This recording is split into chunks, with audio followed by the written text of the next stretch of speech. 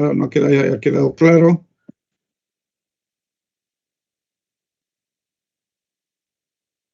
Bien.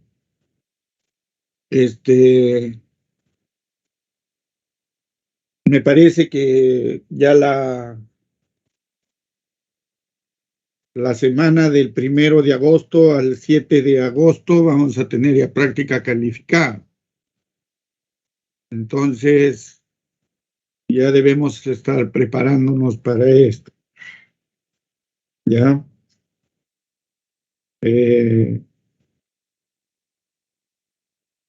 Ya debemos estar haciendo algunos ejercicios.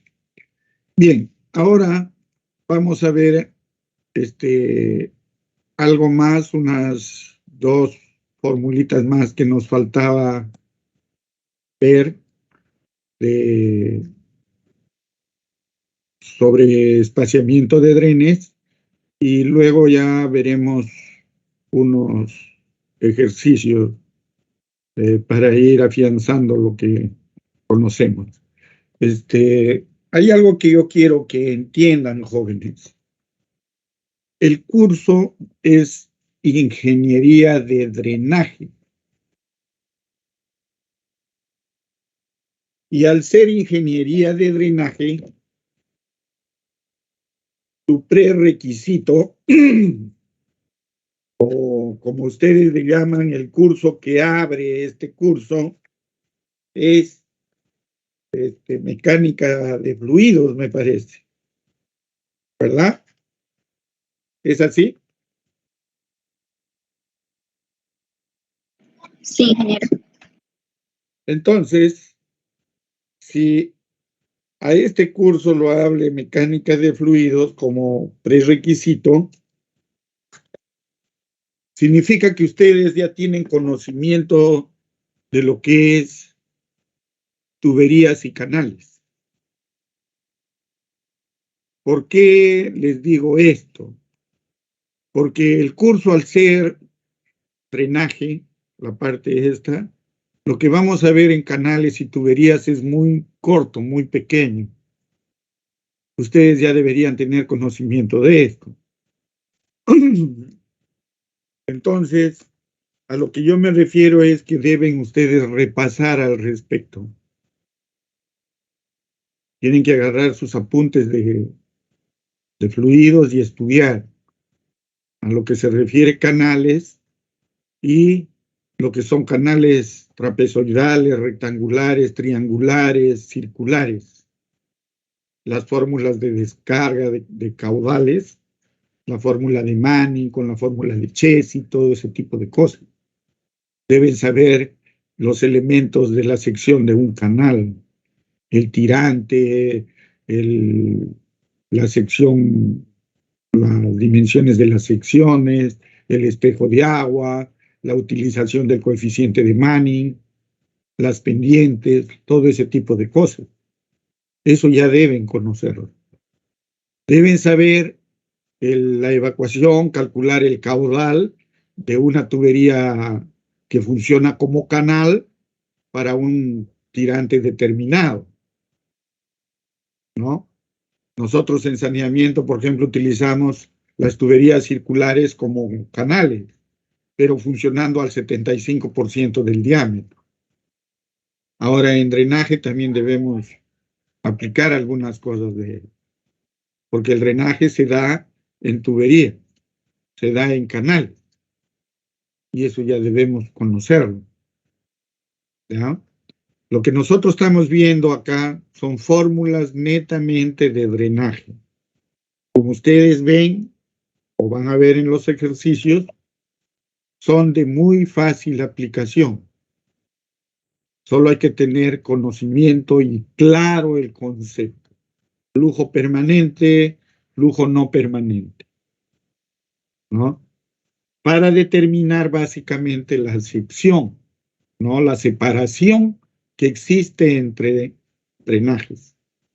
Básicamente, nosotros lo que vamos a calcular es eso, la separación entre la separación, digamos, entre líneas de tubos, la separación entre líneas de zanja. bajo ciertas condiciones, lo que habíamos llamado las normas de drenaje, ¿no? La recarga, la altura, la posición de la capa impermeable, la permeabilidad del terreno, que esos son valores que nosotros, por ejemplo, la permeabilidad, nosotros ya lo vamos a conocer, porque eso lo hacemos en un estudio previo a desarrollar el drenaje. Pero diseñar la tubería o diseñar el canal para evacuar esa infiltración o esa recarga, eso ya no lo vamos a hacer, porque eso ya se supone que ustedes ya lo conocen, ¿ya? Si bien es cierto, vamos a recordar algunas cosas, pero no va a ser a profundidad como deberían conocer, ¿ya? Eso como, digamos, para que ya vayan tomando las precauciones del caso, porque en drenaje tienen que conocer eso, ¿no? Tengo un caudal de recarga de 50 litros por segundo, o 50 litros por hora. Quiero evacuarlo de mi drenaje. Evacúelo usted por una tubería. Tienes que calcular el diámetro de la tubería, el porcentaje de altura que va a funcionar y todo ese tipo de cosas. ¿Ya? Deben conocerse. Bien. Nosotros estábamos hablando de espaciamiento entre drenajes. Entre drenes, hemos visto la fórmula del señor Donan, ¿no? Que es para flujo, para un régimen permanente, y hemos visto la fórmula del señor Glover Dunn para un régimen no permanente. Lo real que se da en el drenaje básicamente es este flujo no permanente, pero muchos, digamos, problemas reales se aproximan al flujo, al régimen permanente. Entonces, lo que vamos a revisar ahora son las ecuaciones del señor Howland y esta ecuación del señor Ernst, que son, digamos, las dos ecuaciones que, más la que hemos visto de Donan, son ecuaciones de uso común en drenaje, ¿no? Entonces, el espaciamiento entre drenes dice que para el cálculo del espaciamiento entre drenes, según las hipótesis establecidas, los agrupamos, como les estaba mencionando, en dos: en régimen permanente y en régimen no permanente. ¿Qué es régimen permanente? Régimen permanente es simplemente cuando la tabla de agua es estacionaria, no varía. O sea, el nivel freático no varía, ¿no? Y en el régimen no permanente es cuando existe una variación de ese nivel, ¿ya? Existe un descenso de la tabla de agua, ¿no? Bien, estas son los dos, digamos, regímenes para los cuales nosotros calculamos los espaciamientos. Y la ecuación de Howard, que ha sido dada en 1936 para un perfil homogéneo. Cuando hablamos de perfil homogéneo estamos hablando del terreno, ¿verdad? ¿No? Y las consideraciones son, dice, el flujo hacia los drenes es permanente. El flujo es horizontal y radial. Recuerdan que en la fórmula de Donan solo era horizontal, no existía lo que era radial. Entonces, al incluir este flujo radial, el drenaje se está volviendo un poco más real, ¿no? Se ajusta un poco más a la realidad. Luego, el suelo está constituido por dos estratos, encontrándose los drenes en la interfase de los estratos. Bueno, también es válida para los suelos homogéneos. Dice, este es en el caso que ambos estratos tengan el mismo valor de conductividad hidráulica. Y la recarga es homogéneamente distribuida. Cuando habla esto de suelos homogéneos, este señor Howard considera que justo en el fondo del dren hay una interfaz, digamos, es una línea o un plano que divide el suelo que está encima del dren y otro tipo de suelo que está debajo del dren, ¿no? Lo que sucede es que si nosotros consideráramos que la permeabilidad del suelo que está encima es igual a la permeabilidad del suelo que está abajo, pues tendríamos una, digamos, consideraríamos una sola permeabilidad, que eso también lo vamos a ver acá, ¿no? Dice que para este caso las zanjas no alcanzan la capa impermeable, por lo que las líneas de flujo no serán paralelas y horizontales, sino que convergen hacia los drenes con un flujo radial. Vamos a ver un grafiquito donde se ve esto, ¿no? Lo que me dicen es que acá hay flujo horizontal y el radial es que se direcciona al dren, ¿no? Eso es lo que más o menos nos indica, ¿ya? Y en el flujo radial, pues se origina, dice, un alargamiento de las líneas de corriente. Este alargamiento causa una pérdida de carga significativa, ya que la velocidad en la proximidad de los drenes es mayor que en cualquier otra parte de la región del flujo. Bueno, eso es intuitivamente real, ¿no? En el sentido de que si existe, digamos, si consideramos un flujo horizontal, con todas las líneas de corriente paralelas, en una potencia, digamos, o en un espesor de estrato, digamos, de 1,20 m, por decir un número, 1,20 m, y todas las líneas lo consideramos paralelas. Significa que las dos líneas extremas que van a tener una separación de 1,20 m. Pero ¿qué sucedería si nuestro drenaje, por decirlo entre comillas, tuviera 50 centímetros de diámetro y está ubicado en la mitad? Significa que esas líneas extremas deberían curvarse para llegar al dren. Y al curvarse, significa que se generaría una velocidad mayor y su longitud sería mayor también, ¿no? Y se incrementaría la velocidad. Más o menos esa es la idea.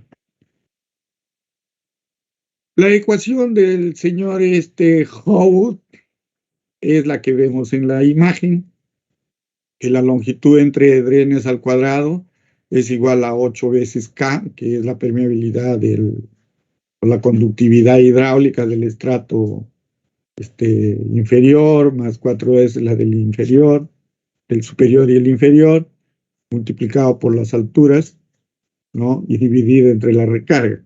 Todos digamos, la significación, el significado de estos parámetros lo encontramos en la parte inferior, ¿ya? Ahora, el H, que es la carga hidráulica en el punto medio entre drenes, tiene ciertas características si nosotros utilizamos tuberías o solo utilizamos zanja, ¿no? El PD es la profundidad del dren, el PTA es la profundidad de la tabla de agua, ¿no? Está indicado ahí, ¿ya? Luego tenemos el D, que es el espesor del estrato equivalente, que es una fórmula con la cual lo calcula, el D, que figura en la fórmula. R, la recarga o descarga normativa, que es un dato que a nosotros nos dan. Lo que básicamente acá vamos a hacer es calcular el L, la separación entre drenes. El resto son valores que nosotros ya conocemos, ¿no? Bien. El gráfico para definir los parámetros de la fórmula de Howe están ahí en la imagen. El K1, el K2, que son las conductividades hidráulicas, la profundidad del dren, PD, bueno, se ha corrido la imagen. El otro es el PTA, la tabla de agua, es desde la superficie del terreno al nivel, es este valor, ¿no? Este es el PTA. Y el PD es esto. Este es el PD. ¿Ya? Sino que se ha corrido, aparece en la imagen. Y lo que debemos calcular es la separación del drenes. Acá está dibujado solo la mitad de la zanja, la mitad del terreno, mejor dicho, ¿no? Del área de drenaje. ¿No? En suelos, si el suelo es uniforme, como les estaba comentando, significa que K2 es igual al K1, se desprecia el flujo horizontal por encima de los drenes y la ecuación pues quedaría de la siguiente forma, sin el K1, solo un K. Ahora, el cálculo del estrato equivalente, ¿no?, que es el D, con el parámetro D, dice que es el espesor del estrato equivalente, introdujo en su fórmula el factor de resistencia radial, el flujo por esa curvatura que se va a dar, ¿no?, que ocurre en la zona del dren. Dice, además asume que los dos tipos de flujo, el horizontal y radial, pueden ser considerados y calculados con una fórmula para cada uno de ellos. Es posible calcular el horizontal y el radial por separado, ¿no? Pero este señor lo introdujo en este parámetro con el D, ¿no?, con su estrato equivalente.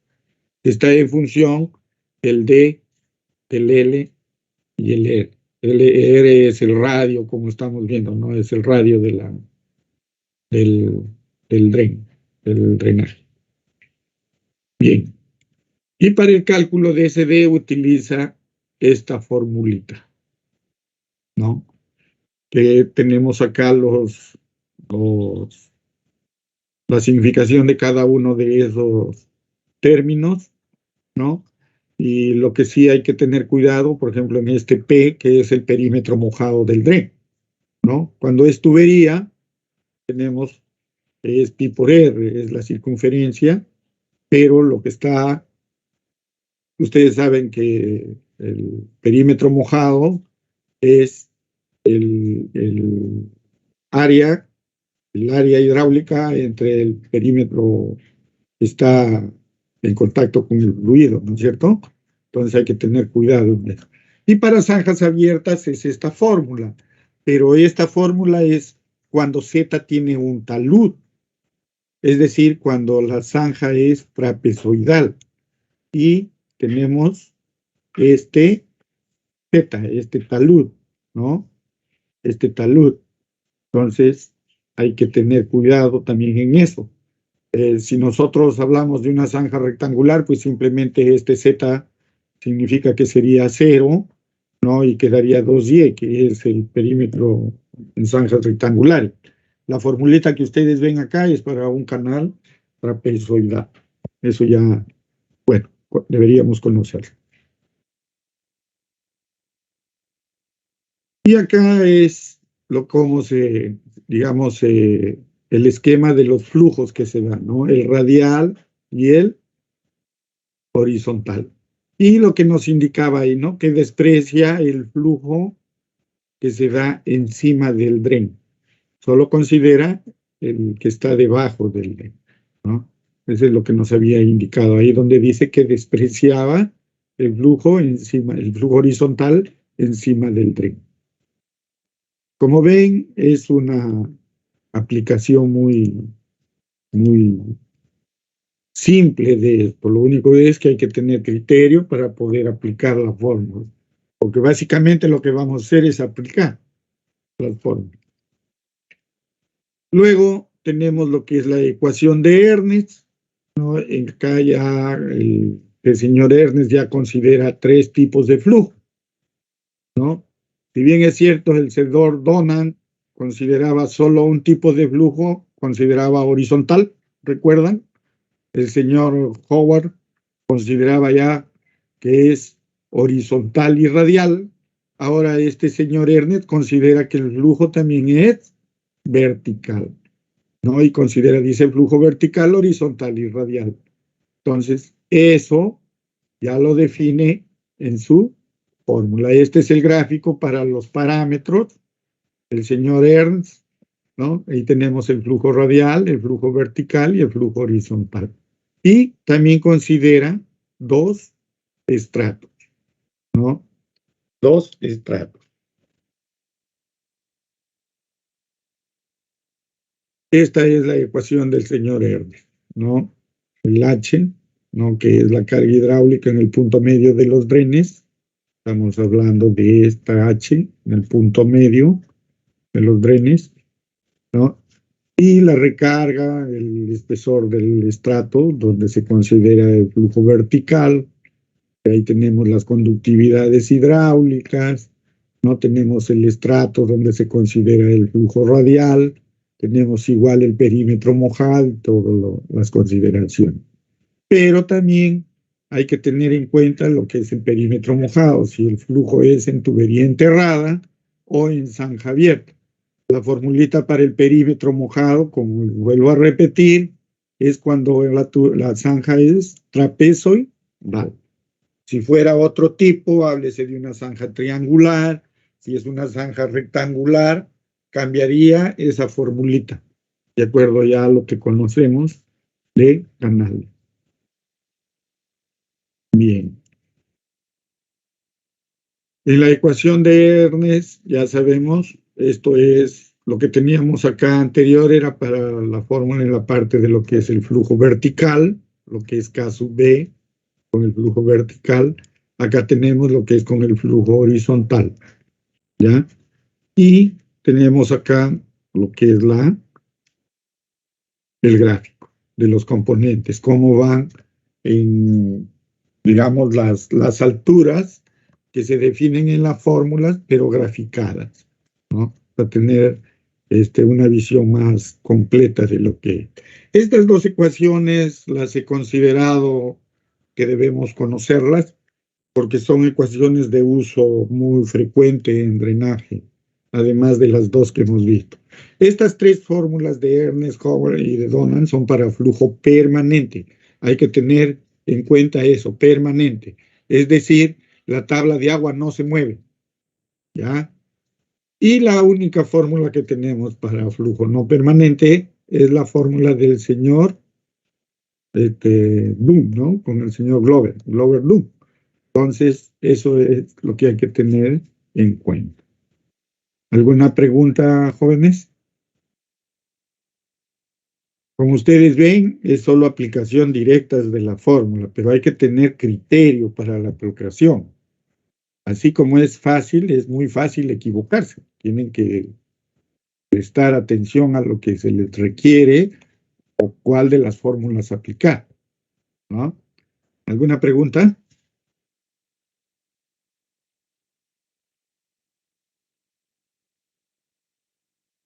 Bien. Ahora lo que vamos a ver es capacidad de conducción de drenes abiertos. Esto es digamos, un pequeño repaso de lo que es hidráulica de canales. Lo que estamos haciendo, lo que vamos a hacer en este momento es simplemente un repaso, no es una clase de canales. Una clase de canales, pues, significaría estudiar lo que es sección hidráulicamente eficiente, pérdidas de energía específica, todo ese tipo de cosas, ¿no? Pérdidas por infiltración, todo ese tipo de cosas. Eso se supone que ya nosotros hemos estudiado en el capítulo correspondiente en mecánica de fluido. Entonces, lo que vamos a hacer acá es recordar algunas pequeñas cosas para poder aplicarlo a nuestros problemas de drenaje, ¿no? Se supone que este caudal es lo que nosotros vamos a eliminar, ¿no? El R. ¿Recuerdan? Porque si la tabla de agua, según Donovan, según Ernest, permanece constante, significa que lo que hay en la tabla de agua, como no se va a mover, la recarga que se dé por lluvia o por riego, simplemente eso es lo que debo eliminar, ¿no? Y tengo que eliminarlo por los dos drenes. Se supone que si tengo un dren a la derecha o tengo otro dren a la izquierda, tengo que eliminarlo por ese dren, ¿no? Y esos caudales es lo que debo calcular, ¿no? Si es zanja o si es una tubería circular, debo calcular eso. Entonces, lo que tenemos en pantalla, lo que son los elementos de una sección de canal trapezoidal, que es la forma más general. Si yo quiero un canal rectangular, Z es 0. Si quiero un canal triangular, B es 0, ¿verdad? Entonces, el trapezoidal, digamos, es la forma más general de canales. Ya lo podríamos considerar, digamos, al rectangular como un caso particular del trapezoidal, igual al triángulo, ¿no? Q es el valor a drenar, de lo que es la recarga normativa, como le estaba indicando el R. A es el área de la sección transversal. Cuando hablamos de área de la sección transversal, estamos hablando de la sección hidráulica.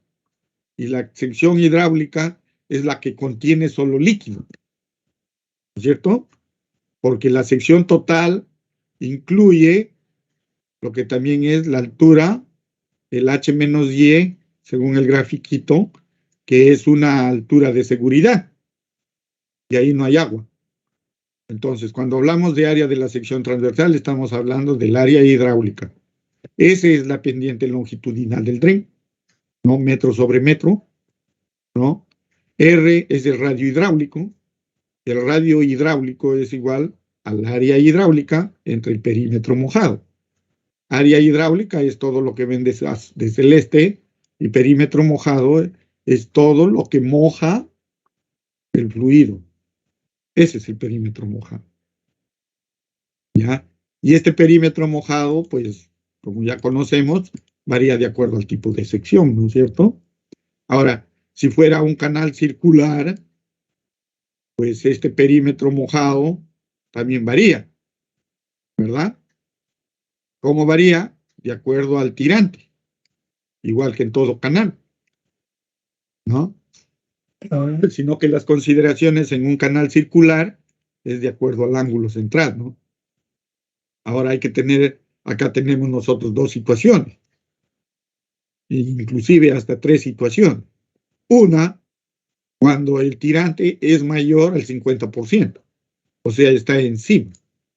La otra es cuando está al 50%, o sea, justo es el espejo de agua T es igual al diámetro. Y cuando es menor al 50%. Cada una de estas posiciones tiene una fórmula, tiene una forma de calcular. Y eso ustedes ya deberían conocer. A ver, más o menos, este es el canal, el tubo, este es el otro, y acá tengo el otro. Lo que significa es, en una, de repente el tirante está ahí, el otro está en el diámetro, y el otro está bajo. Si nosotros vemos el ángulo, aquí es este ángulo, ¿no? Y acá es mayor al diámetro, digamos, mayor al 50%. Este está en el diámetro, pero este está bajo. Entonces, cada uno de esos tiene su forma. Y eso tenemos que al menos repasarlo para resolver nuestros problemas. Entonces, lo básico que nosotros necesitamos es simplemente calcular nuestro caudal de evacuación. Pero nosotros tenemos que, cuando diseñemos, tenemos que tener ciertas consideraciones. ¿Por qué razón? Si yo tengo, por ejemplo, un campo de fútbol, yo voy a tender tubería para drenar, qué sé yo, cada 20 metros. Un campo de fútbol creo que tiene promedio, me parece, bueno, no sé, pero todo el área más o menos es 100%. Significa que si tiene 100 metros de largo, por un ancho, digamos, de 50, 60 metros, yo puedo poner drenes de repente cada 20 metros, ¿sí? Pero, si digamos, los drenes tienen una pendiente tal, que nosotros lo vamos a ver ahí, que debe evitar la colmatación de material. Es decir, debe evitar que en el dren se deposite material, ¿no? Que puede ser arenas, limos, qué sé yo, pero debe evitarse eso. Y para eso debemos utilizar un concepto que se llama tensión tractriz, que es un concepto que se utiliza también para el diseño de desagüe, ¿ya? En desagüe nosotros lo utilizamos para autolimpieza, del tubo. Acá lo que vamos a utilizar es para evitar que el agua arrastre a los sólidos finos del terreno circundante, ¿no? O sea, más o menos en contraposición de los dos conceptos. Ahora, lo que nosotros tenemos que tener cuidado es que si yo tiendo una tubería, ¿no? Esa tubería para que conduzca debe tener una pendiente. Esta pendiente, ese. Pero si yo tengo 100 metros de largo y digamos, mi tubería inicia en un extremo y termina en el otro, y si yo le doy una pendiente del 1%, significa que entre la punta de inicio y la punta final voy a tener 1 metro de desnivel. Pero la tubería no va a iniciar a flor de tierra, o sea, al ras de la tierra. Significa que va a tener una cierta profundidad para poder darle seguridad al tubo, un montón de cosas. Suponiendo que le dé 50 centímetros. Más el metro de la pendiente significa que ese dren en el otro extremo va a tener 1,50 m. Entonces, nosotros tenemos que hacer un estudio detallado para poder ver dónde voy a eliminar esa agua con las cotas que disponga, con las alturas que disponga. De repente, porque hice mi levantamiento topográfico, determiné que un caño natural o una alcantarilla solo me permite una profundidad máxima de 1,20 m. De repente, tendría que yo dividir al dren en partes, de tal forma que la profundidad que tenga sea menor al máximo y me pueda permitir llegar a esa cota. Ese estudio es el que debemos hacer para poder diseñar nuestro dren. Ahora, si yo lo voy a dividir en 3 pedazos, pues ya no eliminaré el caudal total, ¿no? De repente eliminaré 1/3 del caudal por cada uno de esos tramos. Pero también se genera otra situación. Cuando yo diseño un dren, ¿qué sucede? Lo mismo que sucede, por ejemplo, si ustedes han tenido precaución de ver una canaleta en la calle cuando llueve. ¿Qué es lo que sucede? Al inicio de la canaleta, el agua es poquísima. Casi ni digamos, no conduce nada. En la mitad de la canaleta, sí, en la mitad de su longitud, ya hay cierto tirante de agua. Pero por donde está la descarga ya está importante el tirante, es bastante alto. Eso significa que la tubería o el canal va incrementando su caudal a medida que va alargándose, ¿verdad? Entonces, este caudal, el Q, ¿dónde lo calculo? ¿Al inicio? ¿Al final? ¿En medio? ¿Dónde? Si lo calculo al inicio, significa que todo este canal tiene que tener la misma sección desde que inicio hasta que termine. Y el costo va a ser importante, porque tengo que excavar y todo un montón de cosas. Ahora, si lo calculo a la mitad, oye, de repente la parte inicial no va a tener la capacidad de conducir el caudal total, o al final tampoco. Entonces, esa sectorización que hagan ustedes, tienen que hacerlo de una forma muy, muy, muy detallada y con criterio. Se supone que si yo calculo un caudal, es al final. Este caudal es al final, cuando ya recolecto el total del drenaje. Entonces, podría ser mi diseño como si fuera un telescopio, ¿verdad? Que eso también ya lo hemos estudiado en fluidos. Tuberías simples, pero con diferente diámetro y diferente, de repente, rugosidad.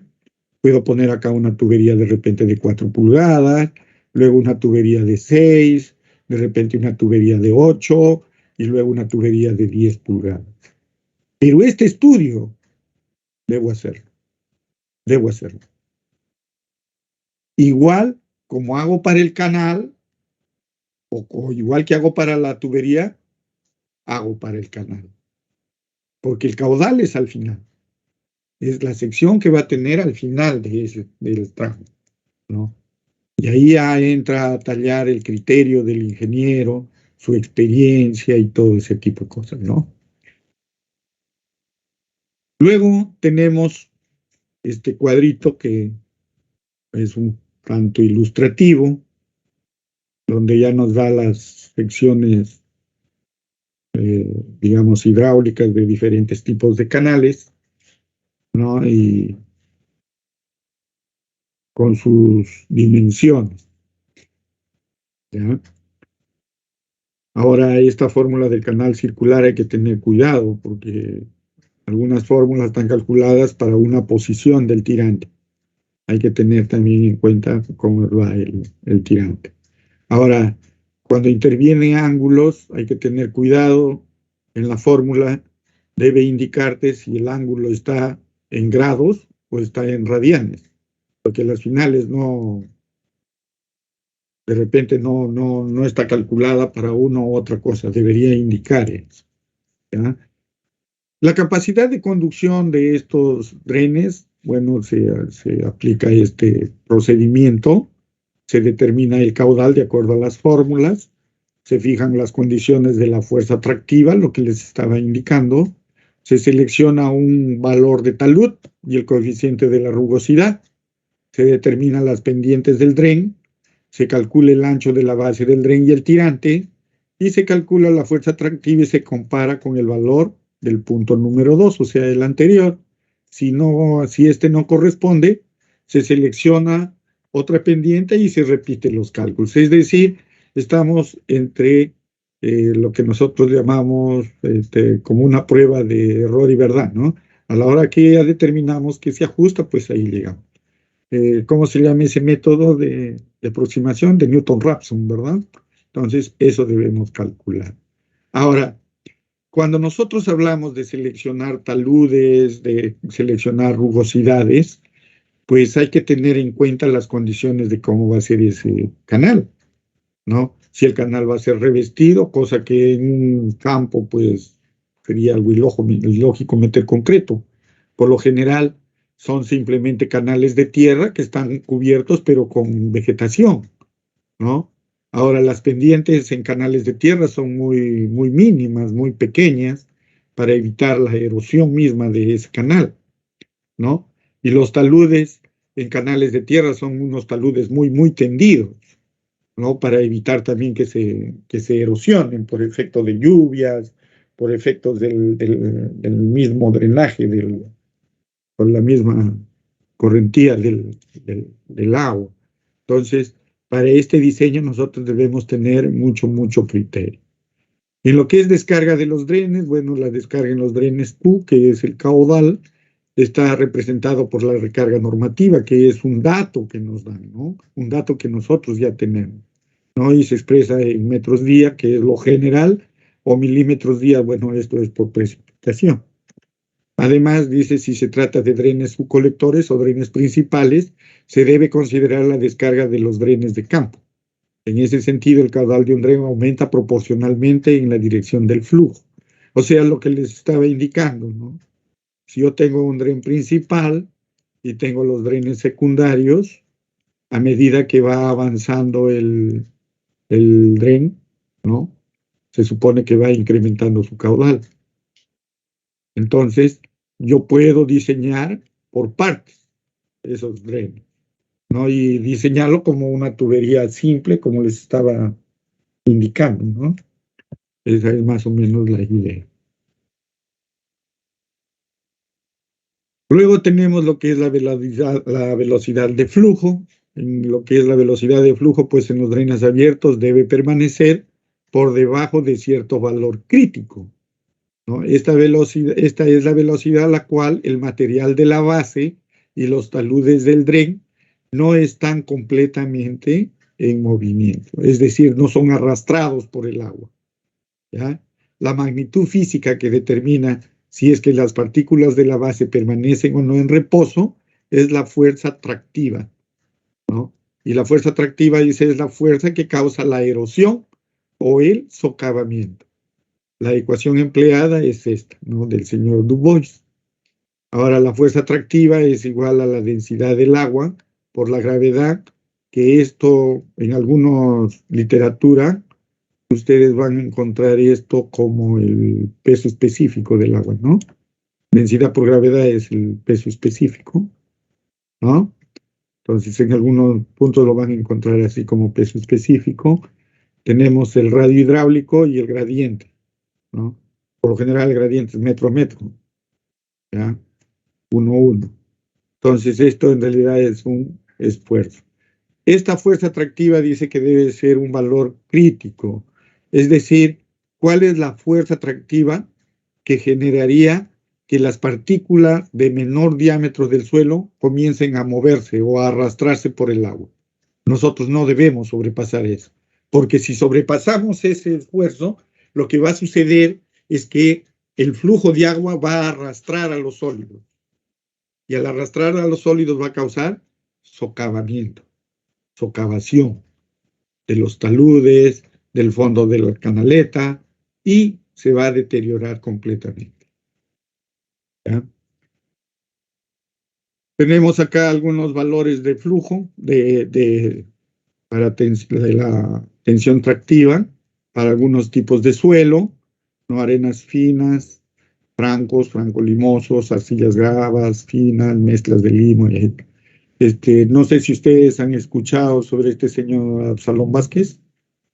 Bueno, el señor Absalón Vázquez fue ministro de, si no recuerdo, de Agricultura, creo, en el tiempo del señor Fujimori. Este es un señor muy, muy capacitado en lo que es manejo de cuencas, hidrología, en ese tipo de cosas. Tiene libros publicados, Absalón Vázquez, ¿no? Inclusive tiene un libro, creo que se llama Manejo de Cuencas. Es muy, muy bueno. Y él ha determinado, pues, este tipo de, de valores, ¿no? Que en aguas claras y en aguas turbias. Ahora, este término franco-arenoso o francos limosos lo van a encontrar en, no sé si ustedes en mecánica de suelos han podido utilizar para los diámetros el triángulo de textura. ¿Recuerdan? Un triángulo de textura que tienes por acá, por ejemplo, arcillas. Arcillas, su símbolo es la C. Por acá tienes arenas, su símbolo es la S de sand. C es de clay. Y limos, que es M, que es de mojalva. ¿Sí? ¿Decían algo?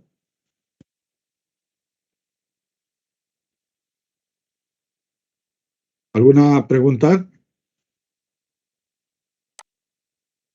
Bueno, entonces, en el triángulo de textura tenemos que por un lado, por ejemplo, esto es, a medida que se va acercando, va perdiendo, ¿no? Si acá en el extremo es arena, en el otro extremo es arcilla, pues en el centro será areno, arcilloso o arcillo arenoso. Y bueno, tiene a sus divisiones, ¿no? Y en base a esto, pues lo clasifica los suelos en franco arenoso, franco limoso. Básicamente es una clasificación para agricultura, ¿no? Lo utilizan mucho los agrícolas. Absalón Vázquez me parece que es un ingeniero agrícola de la Molina, de la Universidad de la Molina, ¿ya? Entonces esto lo utilizan ahí para drenaje. Luego tenemos los taludes de los tipos de taludes, ¿no? Los valores de taludes. Tengan cuidado en la obtención del Z. Nosotros, si tenemos un talud, tenemos el Z, que es esto para un 1. uno vertical, Z horizontal. Pero eso es hasta cierto límite. De ahí se invierte, ¿no? Entonces hay que tener cuidado. Esto también ha salido de la fuente del señor Absalón Vázquez, de uno de sus libros, Manejo de Cuencas, me parece. Le hemos sacado de ahí. Ahí tenemos algunos valores de taludes, ¿ya? Ahora, el otro parámetro es el coeficiente de rugosidad, que si bien es cierto, nosotros ya conocemos algo de esto, pero lo vamos a recordar, ¿no? Y tenemos acá un cuadro, por ejemplo, de canales limpios, el N, ¿no? Que es de 0.033 a 0.022, un canal muy limpio, un canal limpio, con poca vegetación, con vegetación, ¿no? Ahora, cuando veamos tuberías, esos valores cambian, ¿no? Por ejemplo, el de la tubería es 0.009 para el PVC, para el concreto es 0.013, ¿no? Estos canales, cuando hablamos de canal limpio, muy limpio, son canales de tierra sin revestimiento de ningún tipo. Pero cuando ya dice poca vegetación o vegetación moderada, es que el canal está revestido, o sea, existe vegetación en el canal, en los taludes del canal. Por lo general es una forma de proteger los taludes, la vegetación, ¿no? Si mal no recuerdo, en esta zona me parece que Puerto Inca, han sido algunos canales o quebradas, cauces naturales, que han sido protegidas con una planta que se llama bobinsana, me parece. Entonces han sembrado esa bobinsana a lo largo de los taludes y lo han estabilizado, ¿no? Han estabilizado la arcilla porque se estaba derrumbando. Creo que es por esa zona de Puerto Inca, Puerto Sira. Es un proyecto que desarrollaron, ¿ya? Luego tenemos lo que es la pendiente de los drenes. En el diseño, bueno, se dice que se determina cada sección del dren, la descarga, la pendiente y su valor de rugosidad. A partir de estos datos se determina la mejor sección transversal. Para seleccionar el valor de la pendiente, se deben tener en cuenta las siguientes consideraciones, ¿no? La fuerza atractiva, que nos va a dar las velocidades permisibles, ¿no? Las variaciones en los niveles de agua. Tenemos que, cuando diseñamos nuestros drenes, se supone que verificamos para un flujo máximo y un flujo mínimo el movimiento de tierras, ¿no? De acuerdo al tipo de terreno que tenemos y el área que se va a excavar, ¿no?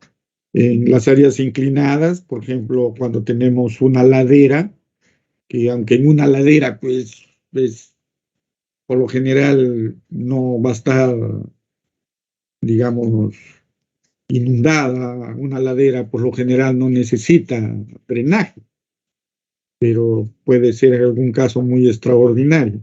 Por lo general, los que necesitan drenaje son pues los terrenos que tienen unas pendientes muy, muy bajísimas o en general son planos, ¿no? Pero en una ladera, bueno, es un caso muy excepcional que se podría dar, ¿no? Luego, las profundidades de los drenes debemos considerar, como les dije, las alturas del tirante de agua en el dren, la descarga, dónde lo voy a enviar, la profundidad de los drenes, porque a las finales, cuando yo diseñe, me van a dar una profundidad de inicio del dren y por pendiente yo voy a sacar una otra profundidad. A las finales voy a obtener unas profundidades de zanja, donde va a estar ubicado el dren. Por lo general, pues varían entre unos 50, 2 metros las profundidades, pero siempre y cuando nosotros tengamos, digamos, el punto de descarga. Ahora, el punto de descarga en Pucallpa, si pongo un punto de descarga a 2 metros, pues muy difícilmente voy a encontrar, ¿no? Porque todo es plano. De repente, si tengo una cámara de bombeo, de repente, ¿no? Puede ser. Pero por lo general, pues en la selva difícilmente se construye drenes, ¿no? Pero sí es posible. Yo he visto campos drenados me parece en Neshuya, en esas grandes plantaciones que hay ahí, drenan algunos terrenos para poder cultivar. Y el drenaje lo descargan a las quebradas que pasan por el mismo lote, ¿no? Bien. Luego tengo lo que es la descarga máxima de diseño, pero ya para tuberías. Lo anterior que hemos visto es para canales. Ahora vamos a ver lo que es para tuberías. Y el caudal de descarga es el caudal unitario multiplicado por el área. Pero ¿cuál es este Q? ¿No? Esta descarga específica. Y esa descarga específica lo calculamos en base a este cuadro, a este gráfico, ¿no? El área, ¿no? Multiplicado por la recarga, lo que es las longitudes del ring, y obtenemos esto, ¿no? En las áreas inclinadas, dice, la velocidad crítica puede ser decisiva. Como le repito, en un área inclinada, por lo general no se necesita dreno. Lo que se necesitaría de repente es encauzar las aguas que se pueden detener en algún momento, ¿no? En algún lugar. A menos que sea, digamos, que la napa freática haya subido hasta el nivel del terreno. Bueno, ahí sí de repente merece un estudio ya concienzudo de lo que se tiene que, para el diseño del drenaje de ese campo, ¿no? Ahí también tenemos lo que son las profundidades de drenes cuando son tuberías, ¿no? Bueno, las profundidades acá los considera 1,80 m. Ya les digo, esto no es receta médica, eso ustedes tienen que determinarlo, ¿no? Ya de acuerdo a los estudios que hagan, ya lo van a determinar, ¿no? Las descargas tienen que ver ese tipo de cosas. El tirante de agua dentro de la tubería, ¿ya? A ver, un dren que hay es un tanto profundo, está justo delante de cervecería. Si ustedes ven el local de la cervecería, yendo de acá, está a la mano derecha, ¿no? Pero a la mano izquierda de la vía, la que nos vamos, hay un área en la pista donde se detiene, que sirve como estacionamiento. Eso, por lo general, cuando llovía se inundaba y venía todo el agua y se concentraba ahí en esa zona. Entonces lo que hicieron fue un drenaje de esa zona y lo que se puso fue tubería ranurada, pero protegida con una capa de grava, de una piedra chancada. Pero ahí hay una particularidad. ¿Por qué les cuento yo esto? Porque como se necesitaba rellenar cantidad, en cervecería utilizan las botellas, lo cambian cada cierto tiempo. Las botellas deterioradas de cerveza, cuando ya están muy radiadas, por ese tipo de cosas, lo desechan. Ahora ese vidrio lo chancan y lo desechan. Entonces, cuando se presentó ese trabajo, toda esa área lo rellenaron con vidrio chancado. Y encima del vidrio pusieron una capa de material arcilloso, ¿no? Y lo protegieron a la tubería pues con un cajón, digamos, una manta y un cajón de grava. Y eso está funcionando como dren, ¿no? Entonces, y la profundidad no es mucha, esa profundidad es aproximadamente 1,20 m, 1,30 m, no es más. Entonces, como ustedes ven, cualquier material es bueno para drenaje siempre y cuando le hagas el estudio necesario, ¿no? Ahora, el vidrio, bueno, yo lo desecharía por cuestiones de seguridad, ¿no? Pero, bueno, lo utilizar. Luego tenemos lo que son las pendientes de las tuberías, ¿no? Y la FAO considera que la pendiente mínima debe ser el 5 por 1000, ¿no? Pero el BDAO recomienda el 1 por 1000. Esto de la FAO, ese es el Fondo para la Alimentación, me parece que hace muchos estudios en lo que es este, lo que es la agricultura.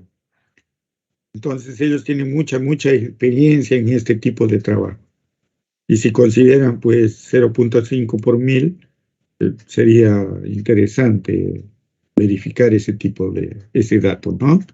Ahora este del Vereao, del Reclamation US, es una entidad estadounidense que también tiene mucha experiencia en estructuras hidráulicas para agricultura, drenaje, riego, todo esto, ¿no? Inclusive tiene diseños específicos para cada estructura hidráulica.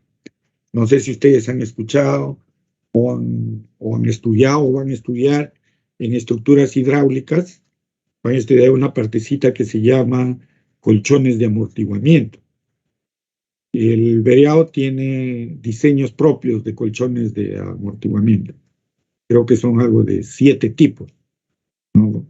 Con pozas de disipación, con dentellones, un montón de diseños. Entonces, también saben de lo que están hablando, mejor dicho, ¿no? Bien. Y tenemos lo que es la capacidad de conducción, también en lo que es el espaciamiento y profundidad de los drenes laterales. Eso ya básicamente nosotros lo calculamos.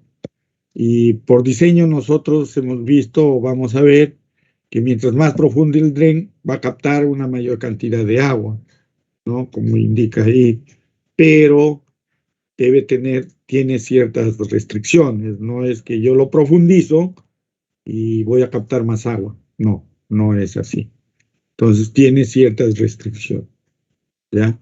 Y una de las, digamos, de las restricciones que tiene es el nivel que debe ser mantenida en la zanja o en la tubería, ¿no? La presencia sea de capas de suelo que sean, digamos, idóneas para hacer el drenaje, ¿no? Entonces hay ciertas consideraciones que se tiene que cumplir. Otra es que tampoco puede ser, por ejemplo, muy superficial porque se utiliza maquinaria y todo ese tipo de cosas. Los diámetros y pendientes, bueno, respecto al diseño hidráulico, ya nosotros también tenemos que para el tipo de flujo, ¿no? Que si es flujo uniforme o un flujo no uniforme, entonces podemos calcular los diámetros y las pendientes. Y además de eso, también se considera un factor de seguridad. Ese factor de seguridad en las tuberías se refiere a dejar digamos, un espacio libre dentro de la tubería, ¿ya? Cuando nosotros diseñamos tuberías o canales con tubería, significa que esa tubería debe funcionar como canal, es decir, sujeta a la presión atmosférica y por gravedad, porque si existe, digamos, funciona como tubería a presión, pues no es los conceptos que nosotros de cómo lo hemos diseñado, y su funcionamiento ya no sería el adecuado, ¿no? Entonces todo eso debemos tenerlo en consideración. Ahora, en el diseño hidráulico de las tuberías tenemos pues para flujo uniforme. Cuando nosotros calculamos para flujo uniforme, es decir, que el caudal la cantidad de agua es constante a lo largo de todo el tubo, ¿no? Tenemos 2 tipos de tuberías. Cuando la tubería es lisa, ¿no? Y cuando la tubería es rugosa. Esto de tubería lisa y rugosa es cuando encuentren un parámetro que es la rugosidad total o la rugosidad, ¿no? Entonces, tenemos que determinar si la tubería que estoy utilizando es lisa o rugosa. Si yo utilizo una tubería, por ejemplo, de PVC, es lisa, ¿no? Pero es lisa por las rugosidades que tiene. Y si es rugosa, por ejemplo, el concreto, también por las rugosidades que tiene, pero son rugosidades físicas. Pero también debemos determinar si es lisa o rugosa de acuerdo a su flujo. Y eso, no sé si ustedes ya en fluidos lo han visto, ¿no? Tienen que ver eso se determina con el diagrama de Moody, ¿no? También en eso Se utiliza y se ve si son tuberías lisas o rugosas y de acuerdo al flujo, ¿no? Si es laminar o turbulento. Entonces, todo eso tenemos que recordar. Y las dos fórmulas son estas para flujo uniforme y para flujo no uniforme, bueno, la fórmula está aquí, ¿no? Si lo ven, ¿no? El caudal que se calcula en la salida, la descarga específica, el espaciamiento entre drenes y la longitud entre drenes. Luego tenemos las ecuaciones para flujo no uniforme, que es también para tuberías lisas y tuberías corrugadas. Estas tuberías corrugadas son las tuberías rugosas que les estoy indicando, ¿no? Entonces también tenemos la fórmula para el caudal y para determinar el diámetro de la tubería. Eso ya es de acuerdo al tipo de flujo. Luego tenemos lo que les estaba comentando, lo que es el margen de seguridad, ¿no? Este margen de seguridad es por lo que, digamos, se puede llenar con sedimentos o puede haber una descarga extraordinaria y evitar que la tubería funcione pues como canal y vaya a funcionar como si fuera tubería a presión. Y esa no es la idea, ¿no? La idea es que funcione como canal. ¿Ya? Bien, jóvenes, ¿alguna pregunta al momento?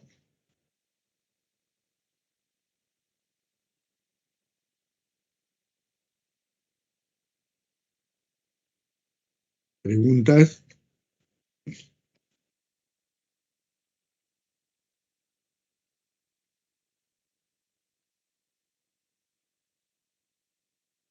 ¿Ninguna?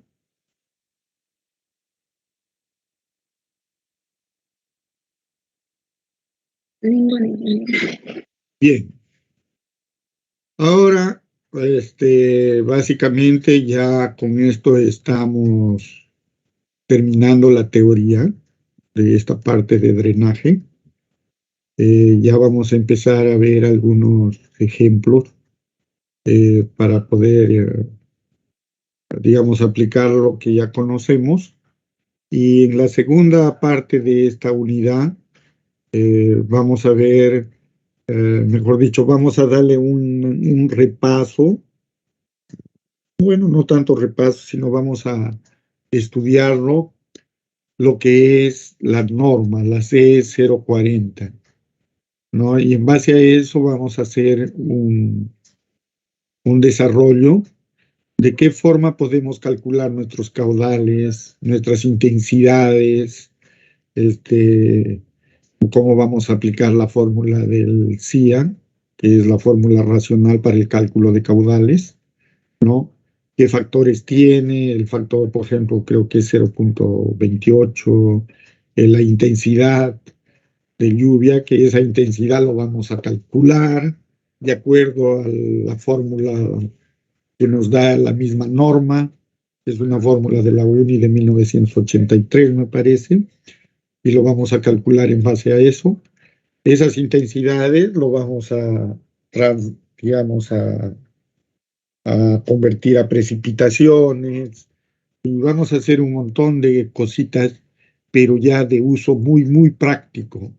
Si bien es cierto, eso hemos debido hacerlo en la primera parte, pero la parte estadística, como ustedes me comentaban, era un poco no muy manejable por parte de ustedes, pero en esta parte que lo vamos a ver ya es mucho, mucho más práctico, ¿ya? Y con lo que ustedes ya tienen conocimiento de lo anterior, van a tener ya un mejor panorama de lo que se necesita para hacer este tipo de trabajo, ¿ya? Bien, ¿alguna pregunta?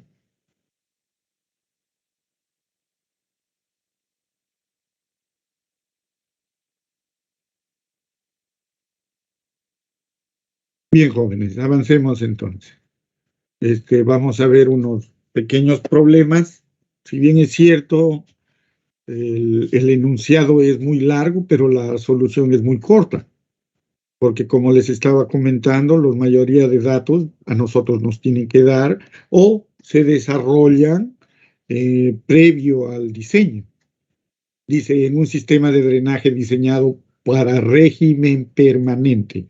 Si me dicen para régimen permanente, es que la napa no se mueve, está constante en un punto. Dice determinar la distancia de la base del canal de drenaje a la capa impermeable, considerando que el suelo es homogéneo con una conductividad hidráulica de 400 milímetros día. Distancia del punto más elevado de la napa freática a la capa impermeable es igual a 8 metros. La recarga de agua hacia los drenajes es de 7 milímetros día y la distancia entre drenajes igual a 35 metros. Entonces, ¿qué es lo que nos están pidiendo?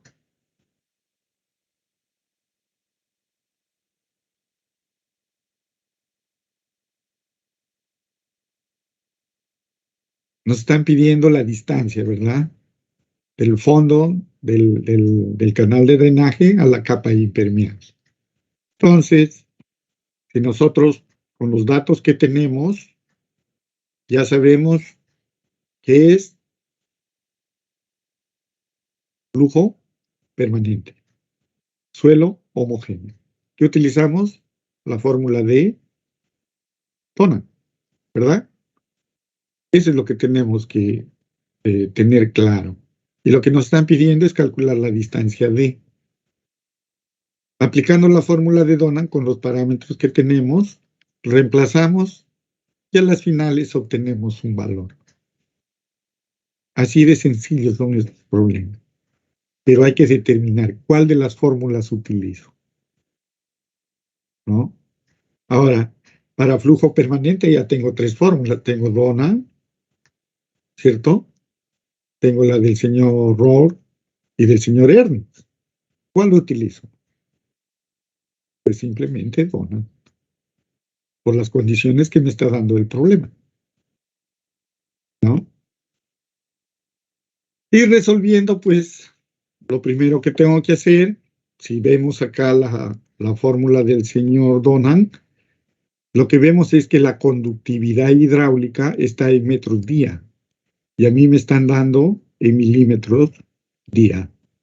La recarga y la conductividad hidráulica me están dando en diferente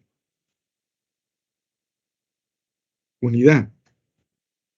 Entonces tengo que transformarlas a las unidades que son de la fórmula, ¿verdad? Entonces, transformando esas unidades, ¿no? Está acá la forma como lo debemos transformar y reemplazamos directamente en la fórmula y me da que la distancia es de 7.65 metros. ¿Ya? Entonces, ese es un tipo de problema para aplicar básicamente la fórmula. Luego, tenemos otro ejemplo, dice, empleando la ecuación de Donan, calcular la distancia entre drenajes en un sistema con las siguientes características. La recarga, 20 milímetros día, la fórmula de Donan debe ser en metros día. Entonces esto debo transformarlo. La conductividad hidráulica, me dan en 500 metros, en 500 milímetros día, debo transformarla. La distancia de la napa freática, punto medio a la capa impermeable, 400 centímetros. Debo transformarlo a metro. Distancia del drenaje a la capa impermeable, 300 centímetros. Debo transformarlo. Entonces, básicamente tengo que hacer una transformación de unidades. Luego reemplazo en la misma fórmula y obtengo lo que me están pidiendo. La longitud, la separación entre drenajes. Como ustedes ven, es simple, aplicación de la fórmula, pero cuando nosotros hacemos un diseño, ¿dónde está lo complicado si la fórmula es tan fácil? Señor Alexis, dígame usted.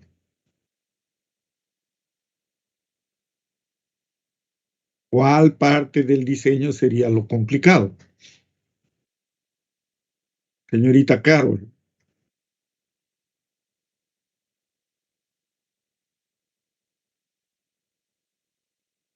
Señor Eri Rojas.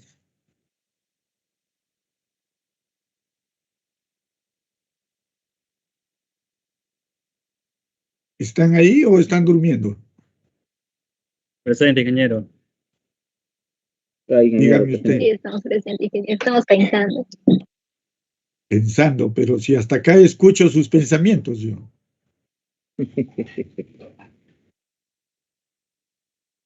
No existe parte complicada en el diseño. Lo que significa es simplemente el trabajo previo que se ha debido hacer. Nosotros, antes de aplicar la fórmula, nosotros hemos debido determinar el K.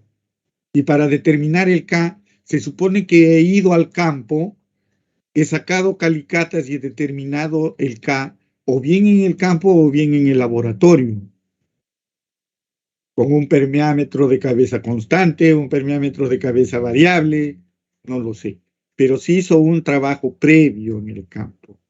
Tuve que hacer un dimensionamiento, un levantamiento topográfico de todo, para poder determinar la posición de los drenes, las pendientes del terreno. Tuve que sacar muestras para poder definir y determinar la granulometría de ese terreno, porque a las finales, de repente yo a ese drenaje voy a tener que rellenarlo con algún material filtrante. ¿Recuerdan las fórmulas del D15, del D85, del D15 del suelo, el D15 del material filtrante? Entonces, todos esos estudios previos podría serlo complicado, porque la aplicación de la fórmula es simple. Alguien ya lo estudió y dice que es así.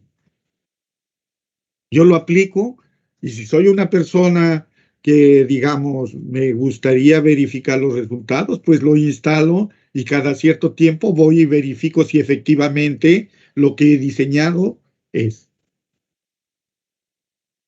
Después no hay nada complicado, ¿no? Bien. Luego tenemos este pequeño problemita que lo encontré en un libro muy simpático, el problema. Dice, para la figura determine el caudal en metros cúbicos por segundo por metro que circula a través del estrato permeable del suelo.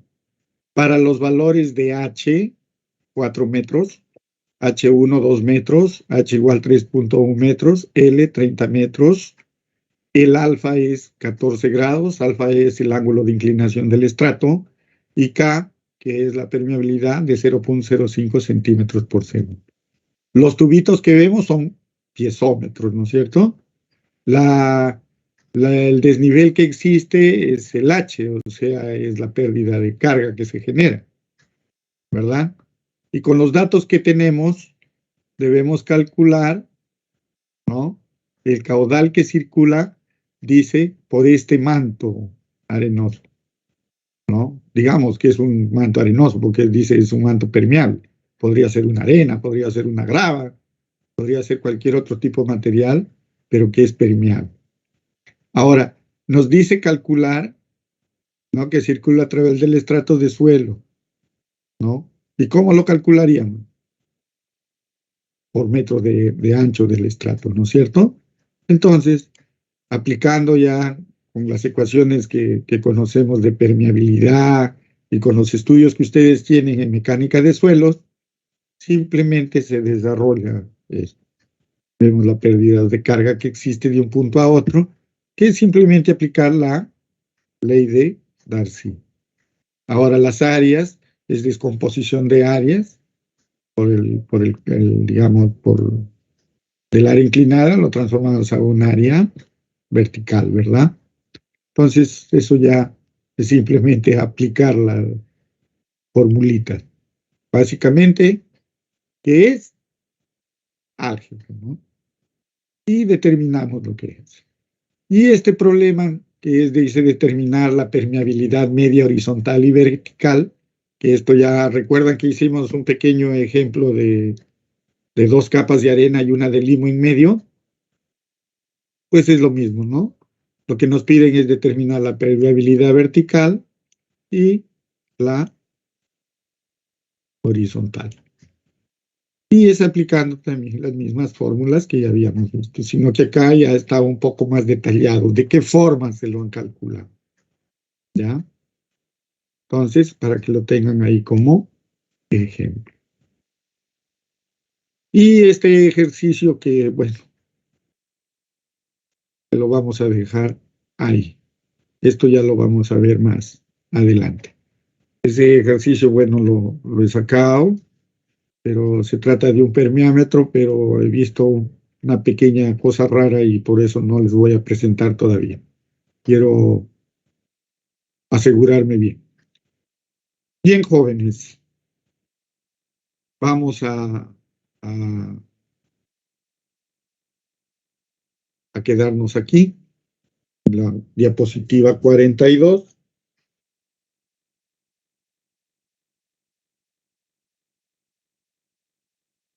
Ingeniero, ¿pudiera compartir su PDF de la anterior clase también, por favor? Terminando esta clase, jóvenes, ya les estoy mandando el total que falta enviarles. Creo que falta 2 clases, todavía enviarle. ¿Ya? Terminando esta clase, ya les estoy enviando, porque ustedes terminan esta semana, ya con el miércoles, segunda clase. Ya les estoy enviando. ¿Ya? De eso ya no tengan precaución. Yo ya termino la clase y les envío al chat. ¿Ya? ¿Alguna consulta? ¿Alguna inquietud? ¿Algo más que tengan? ¿El trabajo de alguna cosa?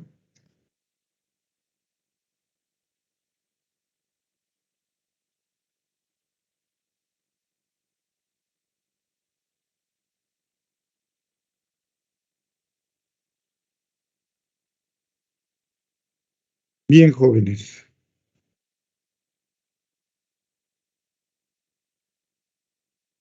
Nos vamos a quedar aquí. La próxima clase vamos me parece que vamos a hacer una práctica dirigida, ya algunos problemitas más con tuberías circulares para que recuerden, para ya prepararnos para la práctica calificada, que ya es, creo, la próxima semana, me parece. ¿Ya? Bien, jóvenes, nos quedamos aquí. Ingeniero, disculpe, ¿podría llamar lista nuevamente a los que faltamos, por favor? No, los que no han venido ya están con una asistencia. Estaba en la sala, pero no encendía mi micro, ingeniero, tuve que cambiarlo y pues, cuando Estas cambié ya... piñas. Ingeniero, yo No, estaba están volviendo de piñas, clases jóvenes, presenciales de la universidad. piñas. Tengo No. capturas, ingeniero, de la que estaba en la sala. ¿Podría enviárselas para comprobar? No, me voy a evitar todo ese trabajo y les voy a llamar lista nuevamente. El señor Alex Chumbe. Presente, ingeniero. Muy bien. La señorita Analía Ávila. Presente, ingeniero. El señor Artur González. ¿Dónde está el caballero? Diego Enciso.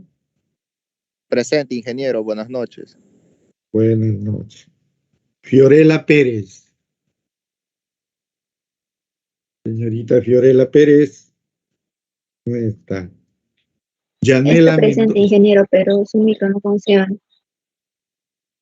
¿Quién es usted, señorita abogado? ¿Quién es usted?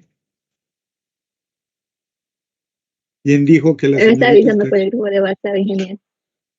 A ver, veamos. Estoy en el delegado. No tengo ningún mensaje. Vamos a escribir el mensaje personal, pero se puede ver ahí en el Teams. Ahí está, como asistente. Sí me está escuchando, acá está. Muy bien, Fiorella, asistente. Yanela Mendoza. Yanela. ¿Está ahí? No está. Yamila Saboya. Presente. Buenas noches. Buenas noches. El señor Kevin Yacolca. Presente, ingeniero. Buenas noches. Buenas noches. Lina Rodríguez. Lina. Ahí está la señorita Lina. Marjorie Guevara. Marjorie. Tampoco está. Richard Mariche. Richard Mariche.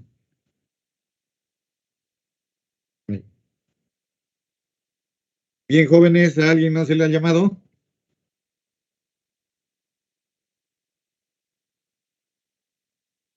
Bien. Nos quedamos ahí, jóvenes.